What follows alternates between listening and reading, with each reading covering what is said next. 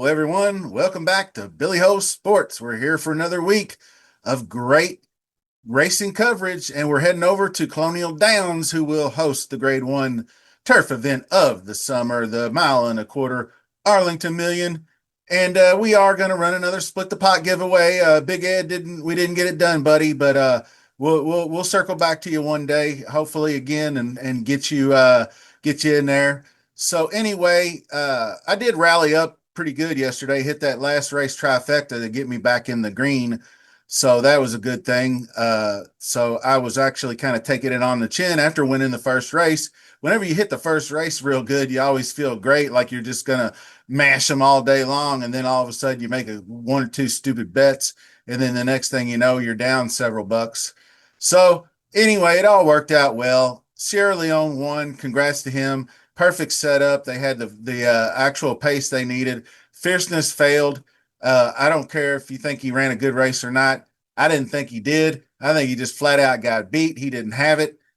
Sometimes he has it, sometimes he doesn't. He's going to be unpredictable like that. White Barrio. Sometimes he has it, sometimes he doesn't.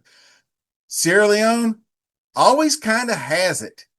Now, whether he wins or not is dependent on the trip. If he could get that speed out front, he's running your ass down. And he might even be just getting better and better. That was a huge stepping stone toward back-to-back Breeders' Cup titles and putting old journalism and sovereignty on notice, those young bucks. But anyway, thanks for joining us today. If you're new to the channel, check the description for details on the split the pot and upcoming race schedule and all that kind of good stuff. But basically, to get your name in the draw to win a free $20 bet on me, you subscribe to the channel, you smash that like, you leave a comment. The comment gets your name in the draw. Use the hashtag BHS to help promote Billy Ho Sports. I would appreciate that very much. I know many of you do, and I do genuinely appreciate that. But before we start, I need to address the replay of Friday's Hall of Fame where Zulu Kingdom was DQ'd from the winner's circle for a foul occurring around the first turn. So let's watch the race replay. And as we're going through the race replay there, I'll show you exactly what happened. And I'm just going to show you the part that's important, because Zulu Kingdom won that race fair and square, in my opinion. Flamian Pratt, I thought he was sliding over just to be a bully and just kind of pinning, just kind of holding those two on the edge, because I'm sure he knew Luther on the rail there was going to be his main competition. So I thought maybe he was just kind of maybe doing a little close quarters racing type thing, but he didn't really get all that even close to the 3-horse that Castellano was on. And Castellano just turned around and just hip checked Luther in the rail, not once, but twice. Anybody being DQ'd, I thought it would have been Castellano aboard the 3. But I thought the stewards made a bad call on that one. I would have taken the 3 down. Now, what that would have done for me would have been the trifecta, but hey, that's neither here nor there. But I thought, in my honest opinion, there wasn't enough there to warrant any kind of foul. And if any kind of foul occurred, it was Castellano that did it. So let's get right into the racing. We got some huge news coming in right here. When we take a look at race number 11, the Arlington Million, let's look at the contenders. Okay, like I said, we are going a mile and a quarter. There are 2 turf courses at Colonial Downs. This is actually the inner turf, and it is a 7.5 furlong, I think, something on that oval. But anyway, your eyes are not deceiving you. That is post position 1, Mystic Dan, your Derby 150 winner from last year. Now, what's the deal here with moving to the turf? I couldn't really find anything other than they really loved this 5 furlong turf work on the grass. I did actually DM McPeak's Twitter account just to see if maybe I can get some insight. I don't even know if they'll bother answering me or not, but he has responded to when I've tagged him before, so he's got a pretty good social media presence. But trainer was really pleased, and the connections feel the Arlington Million is a fitting spot for his first turf test.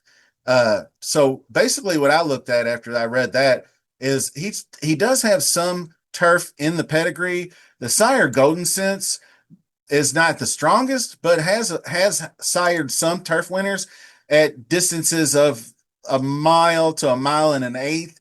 So I think the mile and a quarter, I don't know if that's going to be different for Mystic Dan, but he hasn't gone a mile and a quarter since last year when he didn't quite make it in the Belmont. So if he doesn't get that inside rail trip like he did in the Kentucky Derby, I don't think he gets there because I just think Golden Sense is more of a miler, an 8 furlong, 9 furlong horse. So that could be different here. He might be able to, which he does have the inside post, but I didn't think inside post did all that well on this turf course. So we'll have to see what happens. It's a wait and see for me. I just really can't I won't be surprised if he hits the board, but I don't know about winning the race. But I will say this field is a little bit suspect uh, on some of these horses, but we'll get into that in a minute. So number 2 is going to be Time Song, and Time Song is a 4-year-old colt trained by Jonathan Thomas, sired by Not This Time. He's a closer, marathon type runner. So when I look at marathon type runners, I always see a little bit slower pace because obviously it's a marathon, not a sprint. You have to pace yourself. So you can't run as fast as you can when you're going 9 furlongs versus 11 or 12 furlongs. In this last race, optional claimer was 11 furlongs, and almost took it to the house with Hector Barrios. I mean, that's pretty good when you can maintain the front end like that, and almost did it in the mile and 3/4. So he could go the distance, but I just don't know if it's a shorter distance will improve him. Now, it could be fourth off layoff or any of these other things that Jonathan Thomas has got pretty good stats at, 25% shipper and everything. So an interesting horse, but he's going to have to show some more speed than that. Number 3, Vesting, is Mike Makers, and there's Javier Castellano. That's anyway, moving up in class after beaten by weaker horses. He did show speed once in a 12 furlong marathon, previously trained by Chad Brown, who let him go. So I'm not seeing the turnaround here. So I'm not really going to have a whole lot of interest in this one as far as I can go with just the optional claiming runs. This is a grade 1 turf race. Now, Runaway Storm, I think, has some interest. Trainer Ethan West was targeting this race actually down here last year, and he only got the one Schuster right here where he missed by a head, and that was the only race he had coming off that was his 24 debut. So they really wanted to get him there, but they just couldn't get him ready in time, is the gist of it from me. So he ran in the Schuster this year and was pretty much the same result, but he got beat by a really good horse in Encino there, which is better than Money Supply. Money Supply is okay, but I really liked Encino. He was on the Derby Trail a couple years ago, and he actually beat Money Supply in the race by a length and a half. So he might have garner some interest in the exotics and whatnot. We'll have to see later on in the week. Now, another horse that's kind of interesting, Cairo, ships in from Great Britain for trainer Alice Haynes. Ben Curtis is going to ride. You can see, look at Ben Curtis. This is the Colonial meet since the last month started.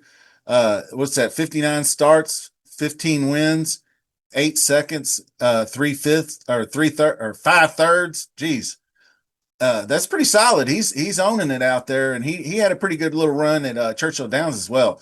Good turf rider too, so I like him. And this was the Queen Anne that they at Royal Ascot, big time. Ran third by a length and 3/4 behind Docklands and Rosa Lyon. Rosa Lyon, huge favorite that day, I think. I can't say for 100% sure, but I remember covering that briefly through passing. But Cairo definitely going to be one to be contented with. But the race that impressed me was this Dubai Millennium right here, where he almost got there, had the lead in the stretch, but was clipped by First Conquest. This is the more traditional left-hand turn, 1.25 on the turf in Meydan. So dry summer-like conditions. So it kind of simulates it, in my opinion, and really looked good in that race. So I think that's worth noting. And then you have Fort Washington, who's going to be garnering a lot of interest. Second in Prime Power, fourth in the Wise Dan. Didn't really get all that good a run there. But you could see he ran up against a very sluggish 52-second half mile in the dinner party, but he still closed that out. That's pretty good for a closer to follow that pace. But you could see Alvarado stepped on the gas early and got him right there at second call on the leaders. So Alvarado knows what he's doing. I mean, he doesn't have the best turf record, but he knows how to ride a horse, and he knows he's got a clock in his head. And I think the confidence he gained from the winning the Kentucky Derby aboard Sovereignty has gone a long way to help him out too. But the 107 down the stretch to get that win was a monster. 96 down the stretch in this one in the Wise Dan, but he just didn't have the right trip in that race. Another slower pace, 50-1 for the half. So the grade 2 competition was even better. Horses, Brilliant Birdie, things of that nature. He still managed to get within a length and 3/4. So, he was coming. So definitely one that's going to have some interest. And then this one is my enigma wrapped in an anomaly, is the Grand Sonata, number 7. Welcome back, Tyler Gaffleon. T-Gaff came back to racing earlier this month at Ellis Park, if you wasn't aware, following that awful ankle fracture that kept him sidelined for 4 months. So I thought, well, that's you never know how long it's going to take the ankle to respond. I mean, I imagine there's a lot of pressure riding a horse with a bum ankle, but he's had long enough off, and he's probably had enough races to tell. He's had, I think, 5 wins in his last 25 starts at Ellis. So he's right back on his 20% clip. So he seems to be back in the mix. As for his mount, Grand Sonata, 5 wins in 30 starts, 50% in the money. I always thought that he was a little bit above class here, running in all these grade 1s and grade 2s, and he'll pop in a grade, like he popped at Kentucky Downs, but that doesn't do me any good for these other tracks. But then you see 4th and 2nd. He did almost get the grade 2 right here at Gulfstream, but that was Capture the Flag. Utah Beach beat him. He got beat badly in the Elkhorn. Of course, you could draw a line through the Belmont Gold Cup in the slop, but he did get up for 2nd in the United Nations behind redistricting. So it's like, I don't know. He just every now and then he shows up and runs a good race, but he doesn't ever really win. So I'm definitely not going to like him for the win here because of the next horse in the race. But Pletcher and Gaffleon hook up again, and at least he did have better success and run some of his better figures. But more of a marathoner. He seems to be sired by Medaglia del Oro. That's what I wanted to mention. Who was known as a grinder, mentally, stamina, toughness down the stretch, just doesn't quit. But just I don't think the speed's there. But the thing is, he could definitely hit the board, and that's why he has was at 50% in the money. So 2nd in that UN at Monmouth, pretty decent. But here is number 8, rounding out the field, Integration. What can you say about him? He's just a monster. Your horse to beat. He really lost a tough one in this race last year to I don't know, fellow Euro traveler, I guess, so to speak. But Nation's Pride, Charlie Appleby, there's no sneezing against that. He almost got there, angled up and on the rail and was up for 2nd. But he never runs a really that bad a race. He had 7th, but he only lost by 2 3/4 in the Turf Classic, even though it was 7th. And he had major traffic issues. And these 3 races under Frankie Dettori, the last race, I believe, Shug McGahee said, "You fired," and put Johnny V on him for that 2nd in the Manhattan. You can see he almost got there against Deterministic.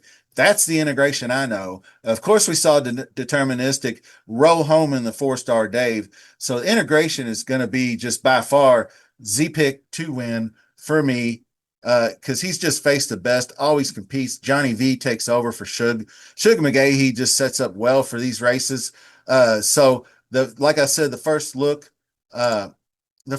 is all about some integration for me, but Shug McGahee's got this one on lock with the 2nd top contender, Fort Washington, as well. So he's definitely got 2 of the top three horses in the race. I mean, you could look at others like I mentioned, but Mystic Dan has the inside post. I don't know. I guess they'll do the same game plan and try to hug the rail and see if that works out for him.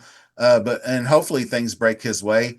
But I'm interested to see how he does. And then you got Cairo is another one who could come over and shake him up some too.